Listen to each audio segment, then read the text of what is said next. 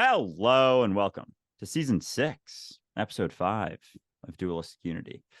I am enjoying the experience of being where I'm at and focusing wholeheartedly, paying attention to the entirety of what that means and everything that's happening right now. And I'm finding that the more my focus is here, the more there is, the more fullness there is in my experience. And it's, of course, always the case, but especially paying extra close attention to what's going on. There tends to be a flow to things, and I'm enjoying seeing a little bit more of that recently.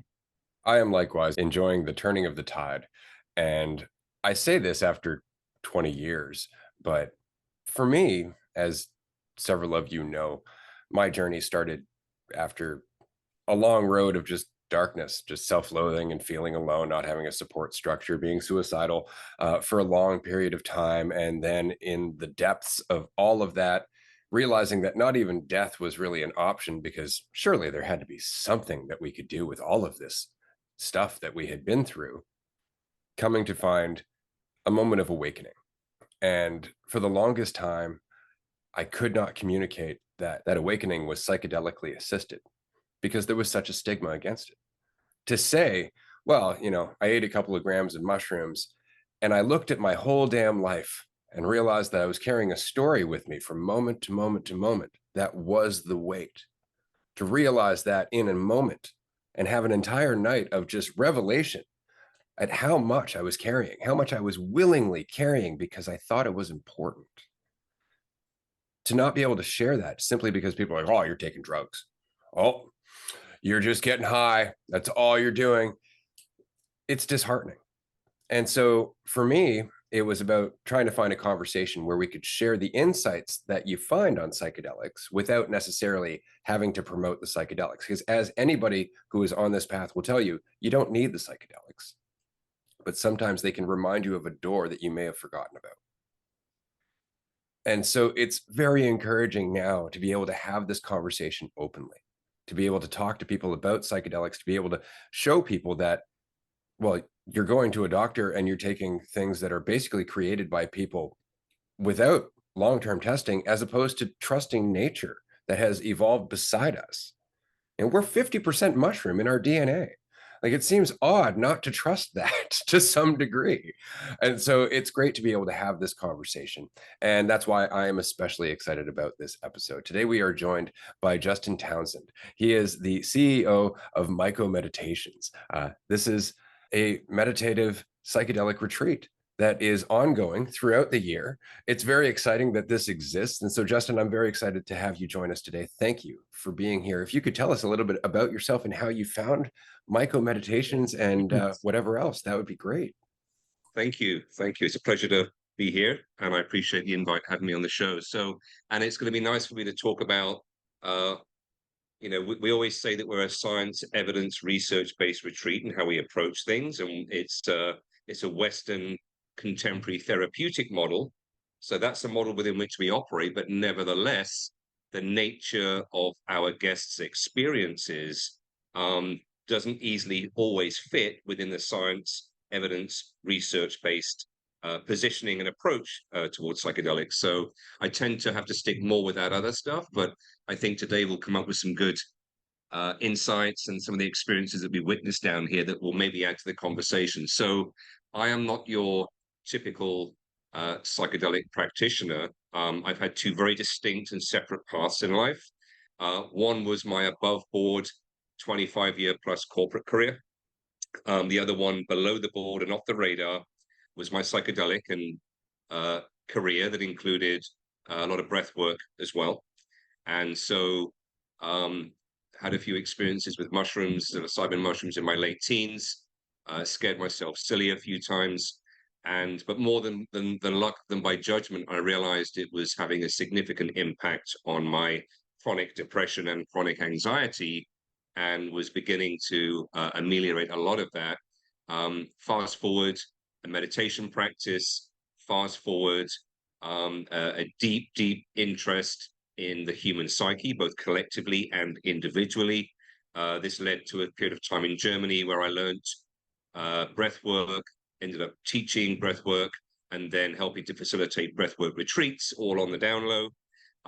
In the year 2000, my very first ayahuasca experience that began my work really in the more shamanic approach. This was part of the European psychedelic underground movement. We were flying in medicine men and medicine women from overseas, pairing them up with great clinicians at the time that were also doing underground work. And so I would not for one moment claim that I've had anything remotely resembling a shamanic apprenticeship or lineage. It's been just a 20-year plus apprenticeship with working with great clinicians, great medicine men, great medicine women. And then I joined Myco Meditations in 2017 as an advisor, and then over time became CEO. And now it's myself and my business partner, Mike, that own and operate Myco. I'd certainly say back in the original days, 2014, 15, it was very much the wild, wild west. It was not a therapeutic model, but it also wasn't a recreational model. It was more like an experiential type model for those that were curious. Retreats were sporadic. And so we took a long, hard look at what was happening in the US on the state level, on the FDA level, nationally, and wanted to build a retreat center that, as I said, is a Western contemporary model, and develop vocabulary and language over time and an approach towards psychedelics that we think is the optimal fit for the average Westerner coming out of Europe or the US. And I think that's what we've arrived at now.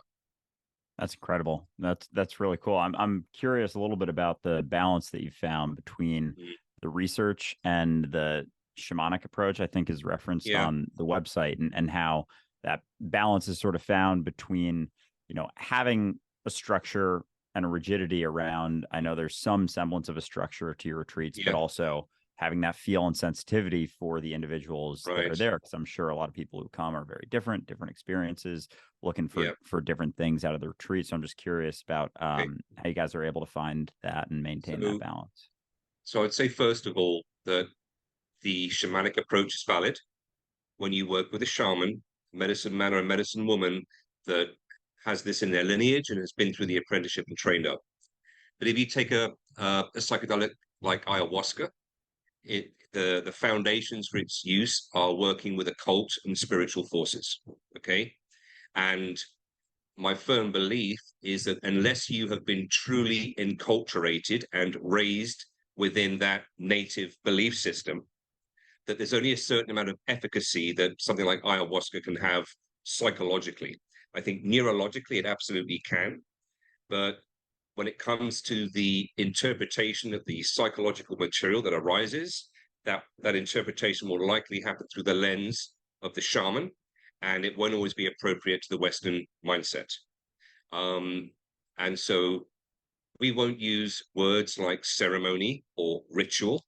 We don't dress up in ayahuasca print pants or have any kind of clothing on that somehow displays, hey, look at us, we work in the psychedelic space. In my mind, if a therapist shows up down here to work for us that's got ayahuasca print pants and dream catcher earrings, and they're going around waffling incense sticks and going namaste, they're likely going to be on the next plane home, because that just tells me that you are looking for an identity and you're just probably playing ego games with yourself.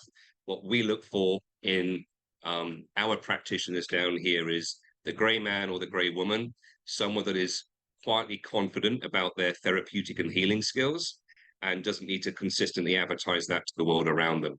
And so we've developed protocols. We've looked at what was done in the 60s and 70s inside research institutes and outside of research institutes.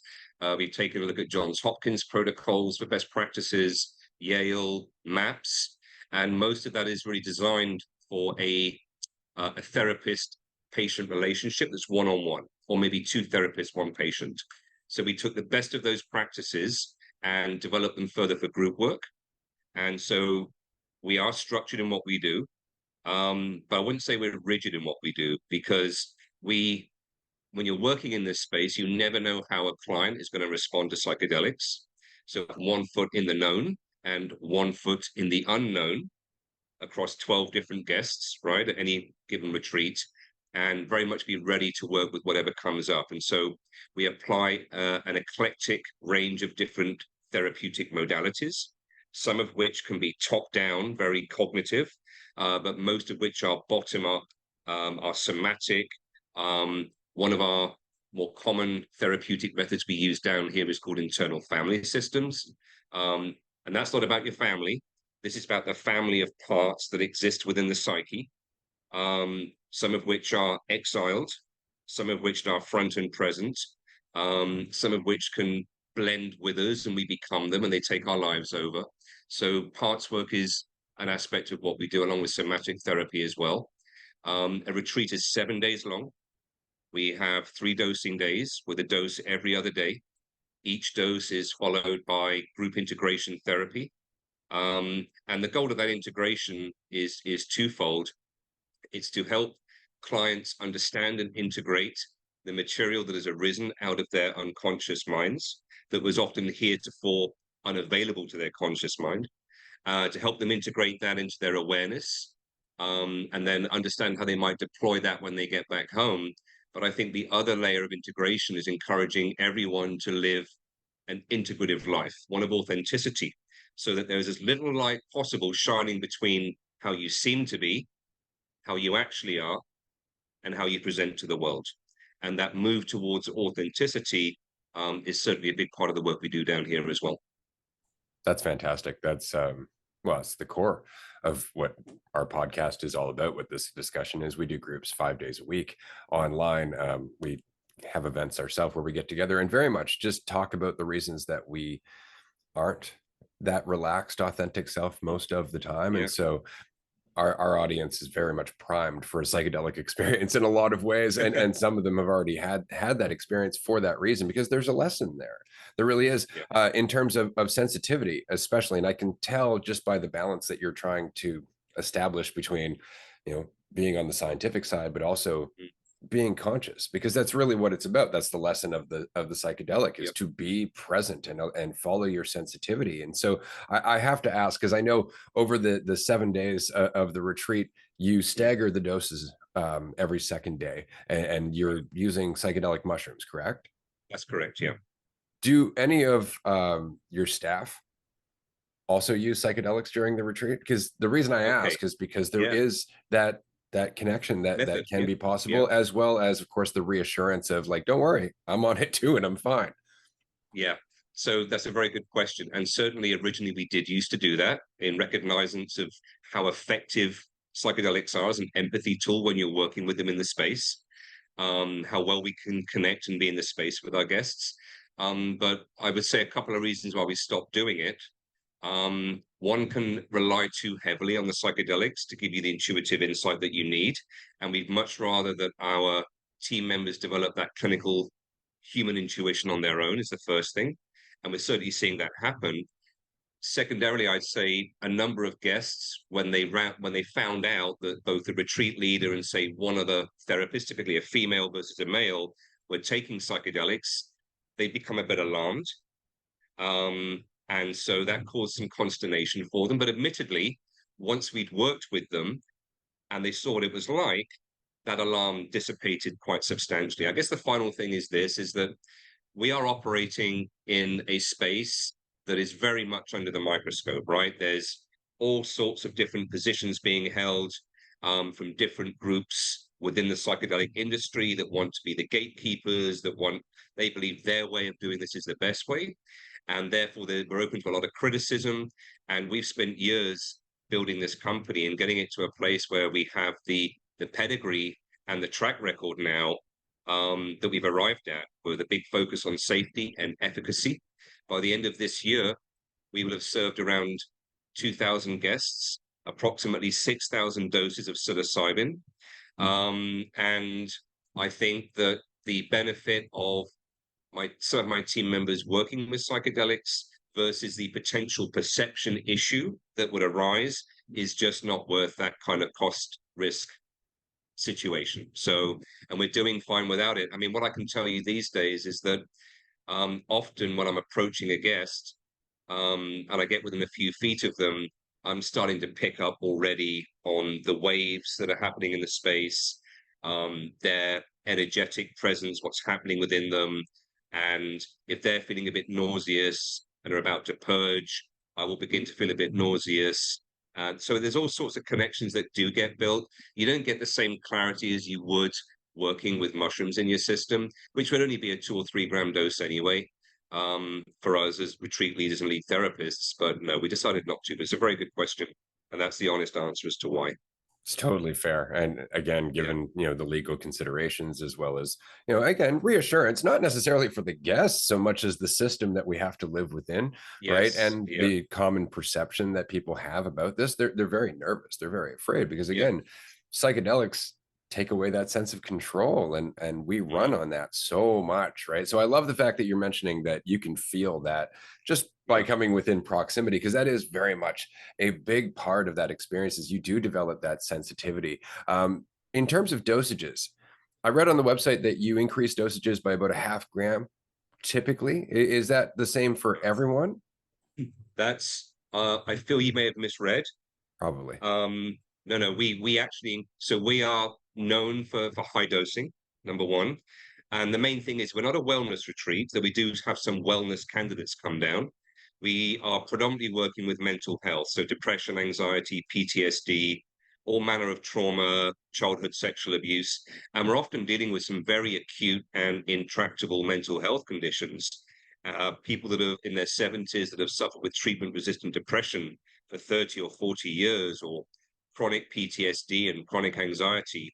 And just by virtue of the duration and often how ossified, if you like, their neural pathways are, this requires large doses to get things shifting within the brain. And so it's by no means a competition, but a typical first look. What I'd say is this about psilocybin: there is no one size fits all when it comes to psilocybin. The scientists are beginning to realize that now, and so they're defining a range of dose, but we've always known that for years. And so we do a 3-dose protocol because the first dose allows our guests to dip their toe in the psychedelic waters for the first time in the shallow end, and allows our team to assess their tolerance and sensitivity. Okay, so that's dose 1. That could be in the 3 to 4 to 5 gram range. The second dose, we will dial in a lot more accurately, and then we're looking to be somewhere between a low of 6 or 7, but could be up to 10 grams or even more on the second dose. If we get a substantial shift achieved in that second dose, maybe we'll remain at that same amount for the third dose, maybe drop down, but it's not uncommon by the end of the retreat for quite a few of our guests to be up into the low to mid-teens, so as high as 14 or 15 grams of psilocybin. And we grow and cultivate our own mushrooms here. We have a lab in Jamaica that I'll send batches to for testing, and we're looking just to prove there's no fecal matter from the cultivation process, that there's no heavy metals, but most importantly, to understand the potency, so the psilocybin and psilocin content. So I know that what we're working with down here is it's at least at a minimum clinical grade potency, if not more. Aside from people having acute, intractable mental health issues, another case would come to mind where we have people down that are very cerebral and intellectual and are maybe low on the emotional quotient. One of our goals is to target the default mode network in the brain so that all the inner chatter wears off, right? And people can be more in the present moment. What we're seeing is that the more intellectual, the higher the IQ, the more analytical they are, especially at the cost of the emotional side. These types of people generally tend to require higher doses to target that default mode network effectively. And that could easily be 10 to 12 grams. Wow. That's pretty incredible. And I can see the, impact of that, and just having such a high dose too, and the potential there. And so I'm curious, when you're talking about these things, going through these experiences, how much of the communication process with guests is surrounding the recognition that this is them, this is still them, and it's not necessarily the mushrooms? Because I could imagine someone having a very freeing experience, oftentimes we can pin certain things on the drug, on the substance, on the thing. And so how do you balance, especially with such high doses, the recognition like, oh no, this is still you, this isn't something you need to rely upon for your life, but this is actually what you are beyond, you know, the stories that you keep telling yourself, Okay. the things Okay. that you're holding on to? That's a good question. So we do a lot of psychoeducation, okay? Because we acknowledge that our guests can have very personal experiences related to their lives, their traumas, their life experiences.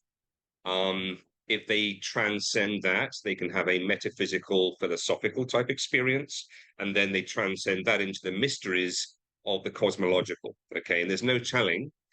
We have to be careful when we're dosing throughout the week that we give them the right amount so that they don't just transcend all the shadow material work that they need to work upon. That can easily happen, okay? So they can almost bypass what they came to work on if you gave them too high a dose too soon, and they would end up in some mystical experience and experiencing the oneness of everything. So there's a lot of explanation and talk and education that's done around that. Undoubtedly, the majority of the work done down here is relevant to their personal lives and the experiences that they've had. But typically, it's not, around about 40% of our guests have a mystical experience of one kind or another. And we know that because following each dose, we send them the nationally recognized mystical experience questionnaire. And that helps us assess whether they had a mystical experience or not. And that's important to us because the research shows if you have a mystical experience, the long-term psychological outcomes are much better. So that's a reason to have it, even if science doesn't understand the hard question of consciousness and probably won't do for a long time yet. So we don't try and impose any top-down belief systems upon our guests. We do have a menu, if you like, of different frameworks of understanding so that when our guests have these types of experiences that go beyond the personal and into the enchanted, mystical aspect of everything, we can give them different frameworks. We will help them build scaffolding around their experience, but it's up to them to create the meaning out of that as well. And so the mystical experience can manifest in myriad different ways that we've witnessed, from full ego dissolution and immersion into the oneness of everything. But at the same time, that can be very liberating for many of our guests. They remember who they are, or it's quite common to say, this feels very familiar to me, or it feels like home, or this seems more real than this daily reality that I'm normally immersed in. Okay. But if you've had a very rigid, impoverished worldview, and let's say you're a material reductionist and fully atheist, and then you have this kind of experience, it's going to turn your worldview upon its head about the nature of reality, and the epistemic trust that you had in how reality in the world functions is suddenly turned upon its head. And that can be a little bit disconcerting for some. So it's not all just love and light the whole time when people are having mystical experiences. And we have to be careful about the language we use in how we put this forward, and then the support that we need. But for the most part, it's not just a cognitive understanding of a mystical experience. What comes out of this is a deeply embodied knowledge about what they've experienced during that trip that will remain with them for the rest of their lives. Even if it moves off to the periphery, they've got a deep sense of what they experience, and they've rediscovered the magic and the enchantment that exists in the world. And I think that infuses into their life continually after that as well. Yeah, absolutely. I do have a question in regards to the higher dosages and then the integration days. What does an integration day typically entail? I know you have quite a bit of staff. I know that you have quite a few people with a lot of expertise. What would you expect after, say, the first dose in terms of an integration day follow-up conversation? Right. So we always caution that, the first dose can be underwhelming, and we expect it to be underwhelming. And yet some people will have very powerful experiences on that first dose. And then next day we're sitting into integration, and most people have had some kind of experience, but there may be one that's still sitting there that it didn't move the needle, and they're scowling at me or the retreat leader, and going through their mind is, well, maybe I'm going to be the one person that psilocybin doesn't work for, right? So we reassure them and we get them to where they need to be. So that first integration experience, they're going to sit in the group. It's not just about sharing your experience. That isn't to say that sharing isn't meaningful and that it's not substantial, but that's not group therapy, okay? The art of a good lead in group therapist is to work with the dynamic and tension that's arising in the room, to tease out certain aspects of the guest experience for them, and then to use that to illuminate, if you like, the rest of the guests there, so they get more insight into their own narratives and maybe their own mental health conditions and that kind of thing as well. Now, we always have question sets, and the question set for each guest is, how many grams did you take? Was any cannabis needed to launch? And sometimes there is a catalyst. We don't get people baked, but sometimes 2 or 3 hits on a joint is enough to send them off, especially after an hour and 20 minutes. What was the trip in a nutshell, right? What was the overarching message or meaning of this trip? What are some key details that arose for you out of that trip? And then any new takeaways the next day, because you've slept on it, you processed it. How are you feeling about it this morning?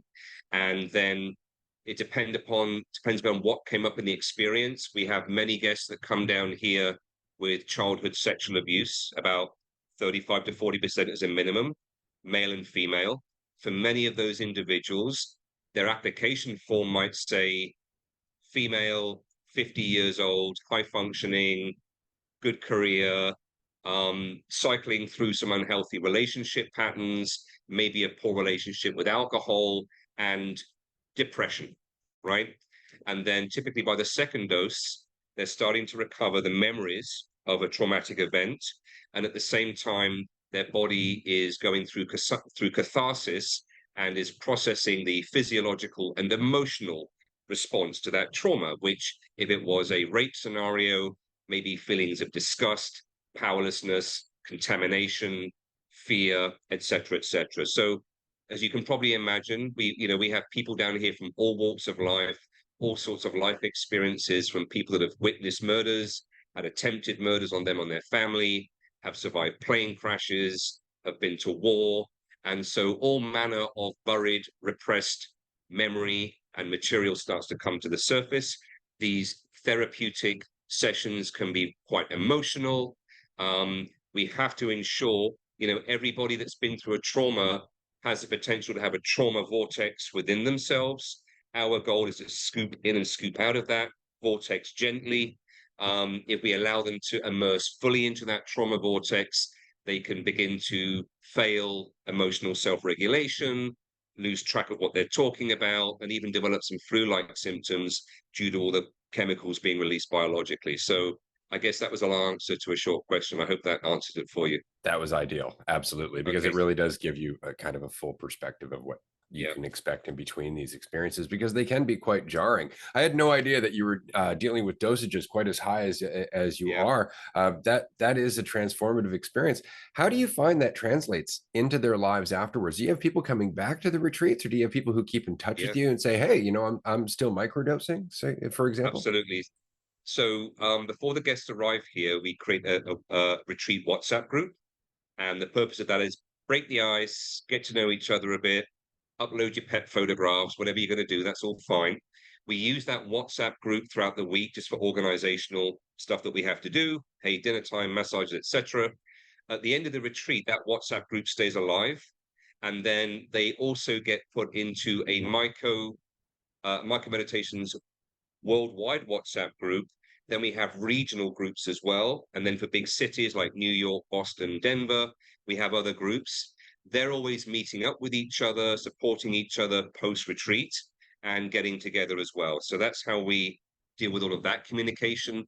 As to the frequency, some do choose to come back, and you're never going to work on a lifetime's worth of repressed material in 7 days in Jamaica, but you'll work on enough that you can go back largely transformed by the end of the week, minus most, if not all, your depression or anxiety, minus all of your repressed heavy emotions that you've been carrying most of your lifetime. And to quote Jimmy Cliff, I can see clearly now the rain has gone. I can see all the obstacles in my way. Literally, you've been taken to the top of the mountain. You can see where you came from, why you are who you are, and where you are now. You can look ahead a bit, but nobody can remain at the top of the mountain in this ecstatic, all-seeing state. You've got to come back down the mountain, put your backpack on, get back into the daily grind, then begin. And that's where the work continues, right? relationships, romantic, business, personal, changing maladaptive behaviors and habits. That takes effort. That can also seem a bit counterintuitive when you first start to implement it, but typically they'll come back if they need to after 12 to 18 months, typically. That's awesome. Cause yeah, that peak isn't even what it's all about. Like we talk about this quite a bit on the podcast, just how much we're informed by the stuff we go through by being in quote unquote the shit, like how much empathy is derived from that. If someone never goes through anything, and even through an experience like this, it's not to say that, you know, there's not going to be anything else that comes up in your life. It's just you have a shifted enough perspective that you can handle those sorts of things. Exactly. Like what's the quote? Don't pray for an easy life, pray for the strength to handle a hard one. Yeah. And I think that experiences like this can certainly inform that. But it's interesting too. I love how you guys are able to keep in touch, because that's very much what we try to do with everything that we're doing with podcasts and retreats and community, and just how much, you know, the world, society, reality is looking for that community, and how we've gotten connected in certain ways, and the ability to communicate and get in touch regarding certain retreats like this, or via social media, and utilize all of those things. But simultaneously, we've gotten far more disconnected from each other, and hiding from each other. And so it's a beautiful thing to see these experiences shift people's reality. And so I'm curious, with your own experience, because I know you have dealt with anxiety, depression, and so how much of that, and how much of, you know, your own psychedelic use has informed your sensitivity, your, you know, your own sort of drive to be involved in a situation like this, and just a little bit of your background, be it with some anxiety, depression, and then your utilization of things like psilocybin to assist those experiences. It's been absolutely core and fundamental to who I am today, undoubtedly, unquestionably. Obviously, the breathwork practices helped with some of that. The meditation helped with some of that, but I would put it largely down to the psychedelics lifting the veil, showing me who I truly am, both in my dark shadow and in my golden shadow of my personality, in my unconscious, presenting me with that so that I had to integrate it. I would also say, though, I mean, Ray spoke about some of the misery that he'd been through and suicidal at times. One thing you can probably relate to here is that, you know, most of the wisdom that I have has not been absent misery and suffering. Okay, the wisdom that I've gained.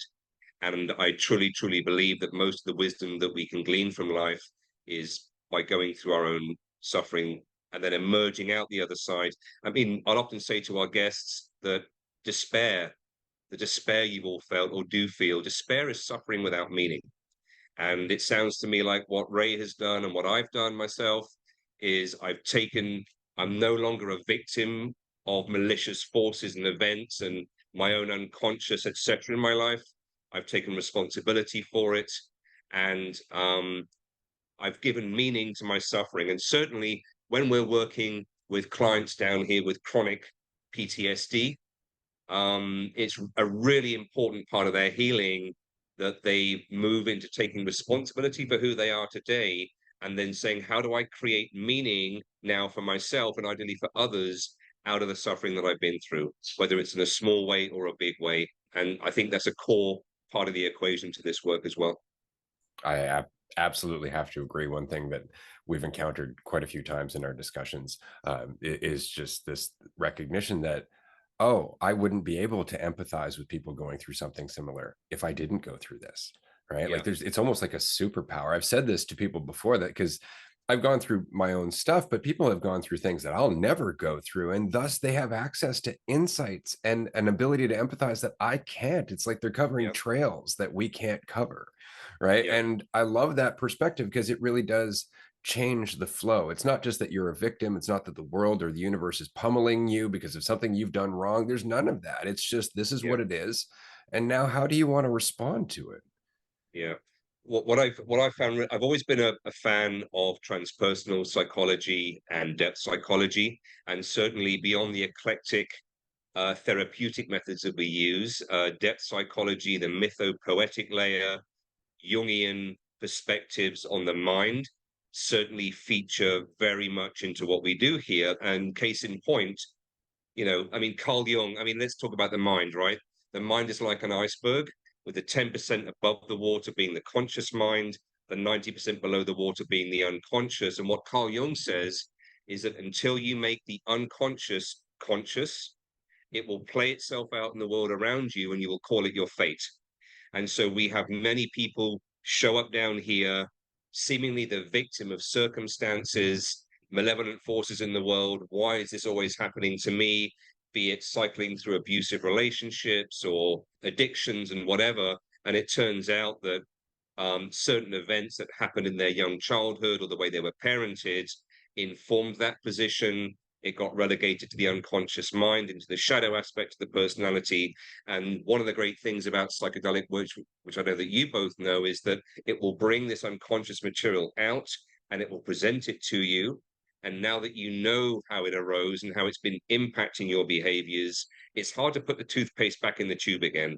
And so now is the time to move forward and make the changes that I know I can make, and to a degree began to take control of my life again, not in a control freak kind of way, but take charge of my life again, right? So yeah.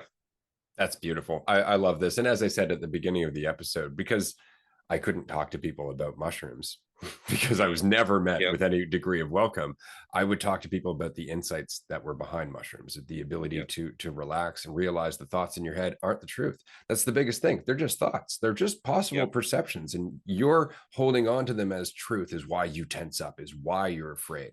And so over time, and even with the podcast, we're encouraging people to question those assumptions, question that false certainty, question that comfort that goes with thinking that you know. And so it's the very same process, but it's self-driven. It's without the psychedelics. And so we find that, not just cannabis, because we have another mini series called Being High, where we talk about cannabis and talk to people in the cannabis industry, but with psychedelics, it's just the same conversation, because as an old friend said to me once, being high is synonymous with being relaxed.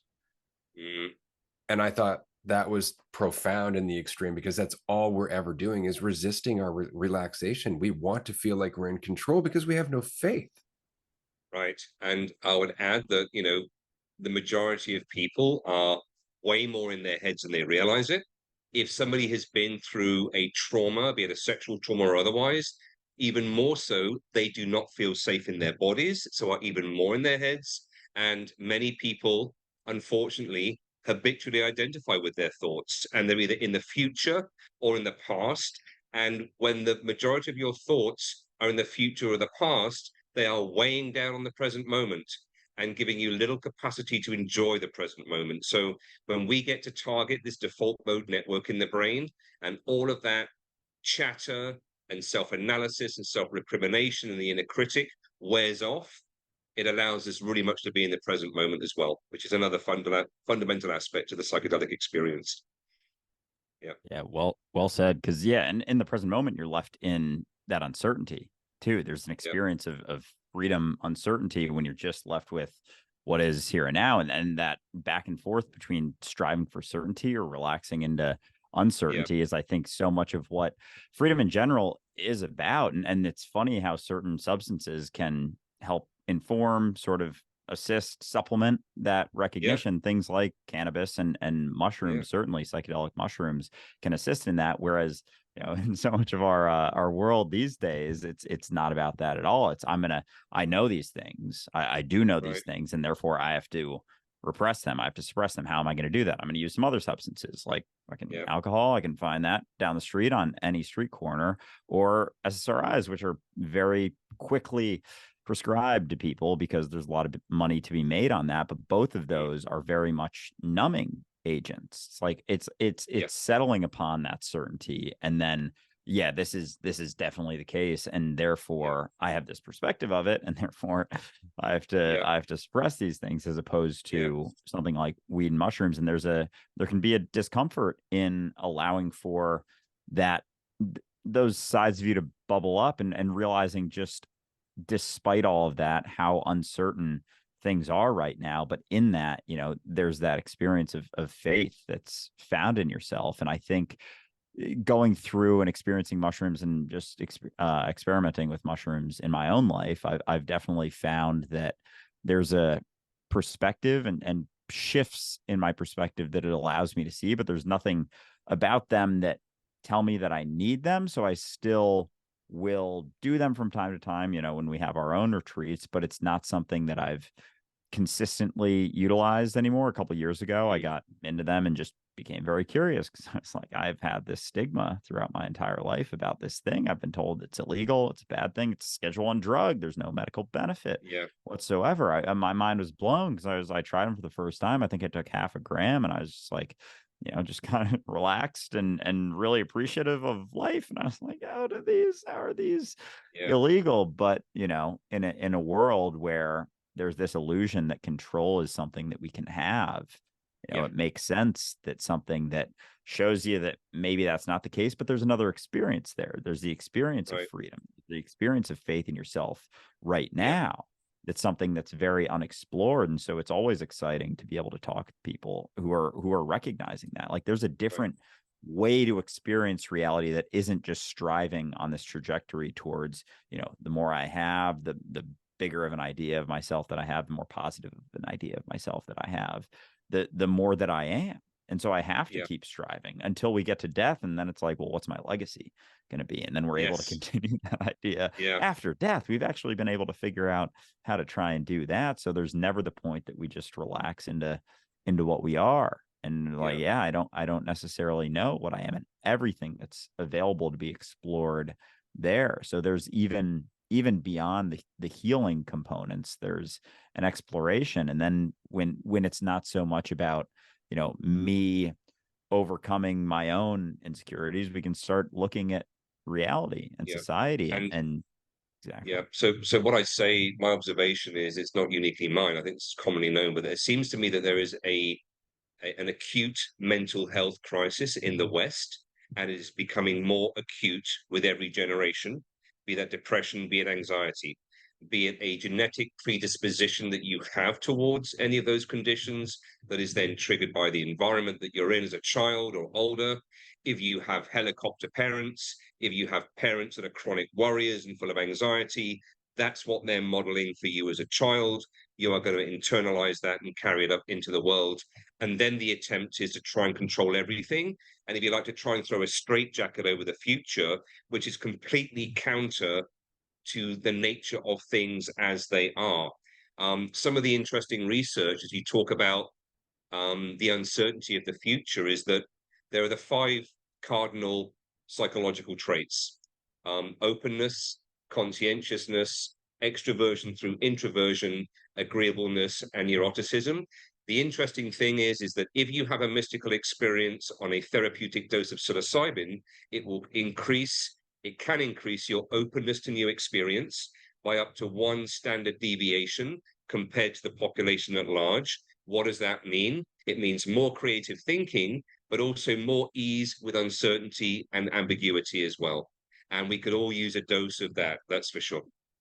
Absolutely. There was a study that I read recently. I don't know if you've heard this, but I'm sure that you'll appreciate it, where they showed a correlation between psychedelic use and a lack of overtime. Yes. Yeah. There's a value shift that happens, isn't there? So I'm no longer willing to be as much on the hedonistic hamster wheel and a slave to the economy as I used to be. Yeah. Absolutely. Yeah. Because I am not so invested in this idea of myself that causes me to feel like I lack. So I must always be trying to be more. And then all of a sudden you realize you can't be more than what you are.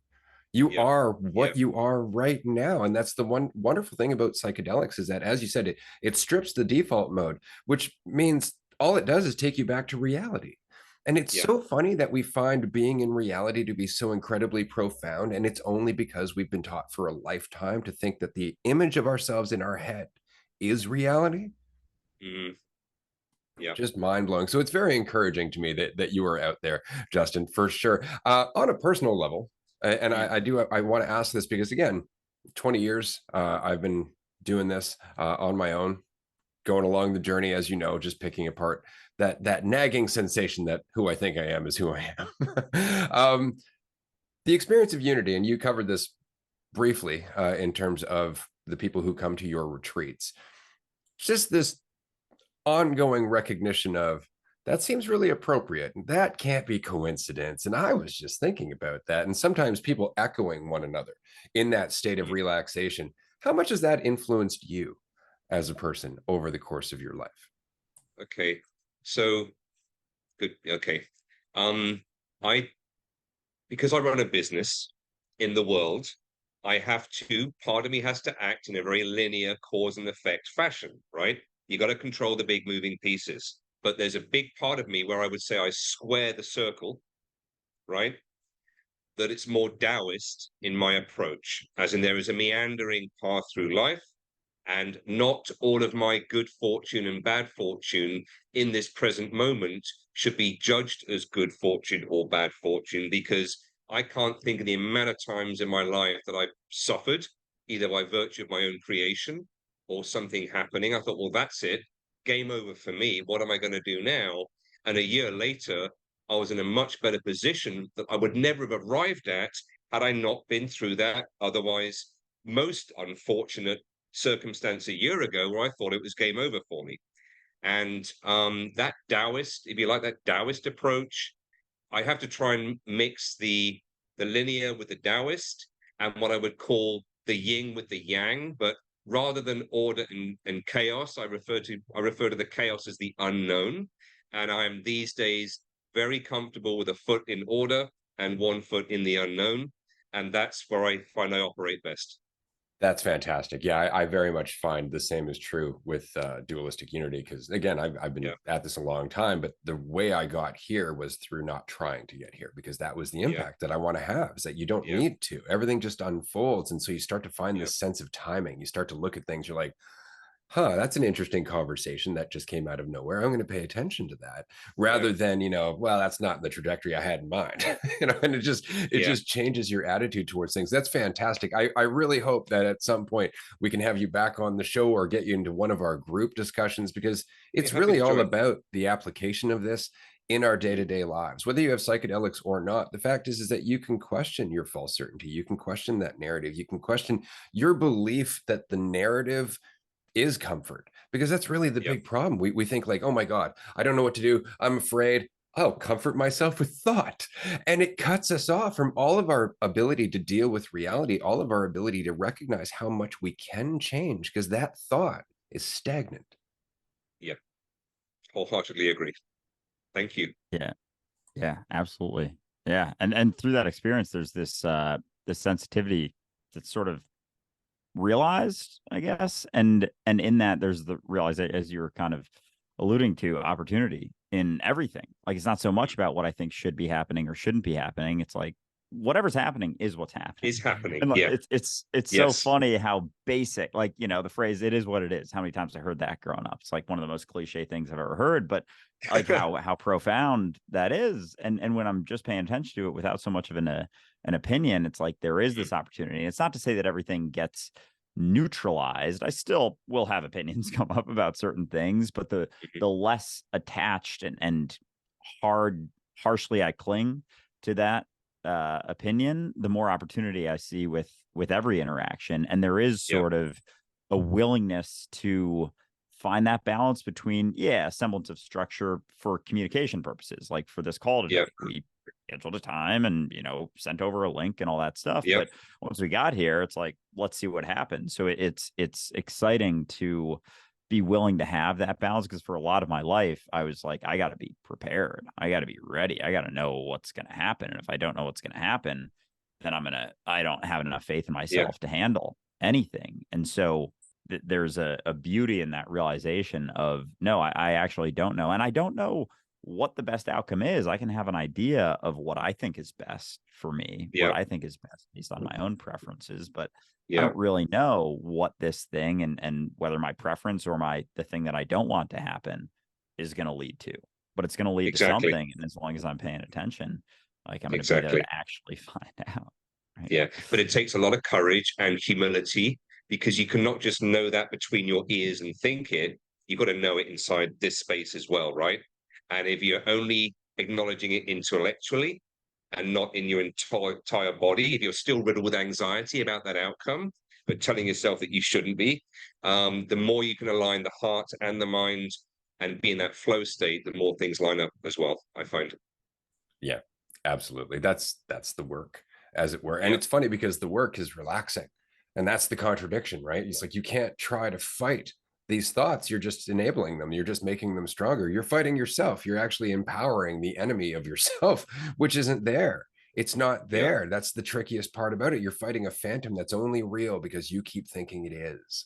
Right. And so it's really interesting. So, Justin, before we wrap up here, what are your hopes for Myco Meditations moving forward? Because for me, the retreats that we've hosted, the events that we do, the groups that this is all in the name of ripples itself, because enough ripples change the Yeah. pond. So, as you said, though, it's a business. You've got to have some kind of a trajectory. So, what is Yeah. yours? So it was always our goal to try and develop what we hoped would be a gold standard for psilocybin-assisted therapy in a naturalistic environment, not inside some clinic with fluorescent lights. Okay. So with that in mind, we will remain boutique. It's not our goal to be the McDonald's of the retreat business. I do see us gradually, slowly expanding into maybe a couple of different states in the US in the coming years, maybe an operation in Europe as well. But at the end of the day, that the focus will be on very high outcomes and excellent safety and very experienced, well-trained clinicians and individuals working for us. I cannot make a phone call right now and say, hey, get me 5 new retreat leaders. They don't exist, or they've only had shamanic experience or some limited underground experience. So for us, we're just growing slowly, spending a lot of time on just training up our team members. And, they will come and go, and they go with our blessing. But I know that when they go out and they do their work in the US or other retreat centers, they'll be best in class, and they will take what they've learned to the rest of the world as well. Absolutely. And that's it. Enough ripples change Yeah. the pond. Every person that comes Yeah. in and out of your life is changing, however much. And that's changing everything. Change is. It's not that things are changing. Things are Change changing. is. Yeah. Right. Absolutely. Yeah. So one last question, just because I'm Sure. curious. Yeah, What sure. strain of mushrooms are you using? Do you know? Okay, so we use B plus down here. We've experimented with different strains, and given that we're in a very tropical environment down here, there is a high risk of contamination. So we try and work with strains that we know are hardy and used to the tropics and humidity. So that removes a few. We've experimented. So B plus is what we work with, but it's particularly potent B plus, and we're always busy tweaking the substrates and sending them off to the lab. And then, of course, consuming a number of those ourselves, because I wouldn't expect our guests to use mushrooms that I and my team have not tried ourselves either as well. So the human touch is important as well in that respect, not just the lab. Oh, certainly. Yeah, I resonate with that a lot. I've tried B plus. Most of the time, I've utilized golden teachers in my Yeah. experience, but yeah, definitely resonate with the utilization of them and the willingness to be in it yourself, because how much of the Yeah. experience is you going through it too. And I've realized that with our own retreats, like, as much as, yeah, we have this role of quote unquote hosts, like, I'm still going through human experience as much as Yeah. anyone else, and going through ups and downs in my own life. And I think there's a benefit to that. Like, I definitely built an idea in the past about overcoming everything, never going through shit anymore, reaching enlightenment and all that stuff. And I couldn't imagine a less helpful person than Yeah. someone who's overcome all of their stuff. Exactly. And Because if you were residing at the top of the mountain and that's where you stayed, right, you probably need to be served on hand and foot, because you could not exist in reality. Hence the need to come back down into the daily grind and now apply whatever you've learned for yourself and others. Completely agreed. absolutely. And then there's more of an appreciation for the things that I go through in my life, because it's informing Yeah. all of my interactions. So Yeah, because you can come down from the mountain, and the same assholes are going to be out there that know how to push your buttons. The same new challenges will arise, and we encourage our guests to lean into them and build resilience. And what is a challenge now, in 6 months will seem like a walk in the park, but you've got to lean in and you've got to have courage, and you've got to just push yourself a little bit and get out of your comfort zone, because outside your comfort zone, that's where the magic in life happens, not while you're stuck inside it. Beautifully said. Absolutely. Justin, I want to say thank you again for joining us today. These conversations are powerful. They're transformative in themselves, because somebody is listening to this and this is the conversation they've been wanting to hear, or rather it's the conversation that facilitates whatever lessons that they've been working on. And so I really appreciate that you exist, that everything that you're doing with Myco Meditations continues to go on. I look forward to having you back on the show. Hopefully we can get you to one of our own retreats one day. We don't do high dosages such as that. We do long walks, as it were, through the experience, but it would be great to have you join us just to shoot the shit and get to know you a little bit more as a consciousness, as somebody who is sending ripples out into this collective reality. It's been a pleasure, Justin. Thank you both, Ray and Steve, for having me. I've really enjoyed it. Time has flown by. I'm sure we could have talked for many hours more. So, but yeah, I'd love to take you up with the next invitation. Fantastic. Absolutely. Sounds great. Yeah. Appreciate you joining us, Justin. It's been a pleasure. Thank you. And yeah, I'm excited for to hear potentially a little bit more about everything going on with Myco Meditations in the future. And I look forward to our next chat. Whereabouts are you guys based? I'm actually in Canada myself. Andrew is in the US. We're going to be going to the Netherlands in a few days to host a 9-day retreat there. Nice. And we've done a number of retreats on Vancouver Island, which is fairly psychedelic friendly, just because the police attitude towards psychedelics out here are kind of grows everywhere. So we can't really do anything about it. So, but again, different tone, different environment. We're very much talking about the community as opposed to those again, those parts of your life where you just need a good shake. You know, it's really nice to have that supportive environment. And so Myco Meditations is definitely serving a purpose for people who definitely need it. But in our community, sometimes we're just peeling away the layers a little bit at a time rather than those deep dives. But and I really appreciate the work you do. There are some people that need exactly what you've got on offer at this stage of their life, and maybe something like this at a different stage. And now I know that you exist. I'm happy to, you know, our denial rate of applications is around about 32% for a variety of different reasons, because we just don't think they could handle the kind of doses that we will need to work on them down here. So I'm happy, though, as that the occasional one bubbles up that's maybe not a fit, to introduce them to you guys as well. Likewise. All right. Absolutely. Okay. We have the same thing. Some people who are just looking for that deeper dose. And frankly, Andrew and myself running the retreat, we don't have that support where we feel comfortable offering them that opportunity. And so we're glad that we can offer them that opportunity to come and chat with you. Everyone, thank you for listening to this episode. It's been a wonderful conversation. Definitely check out season 1 of the podcast if you're looking for a psychedelic experience without the psychedelics. Justin, as always, this has been great. We will see you next time. Have a great day, everyone. Thanks ever so much.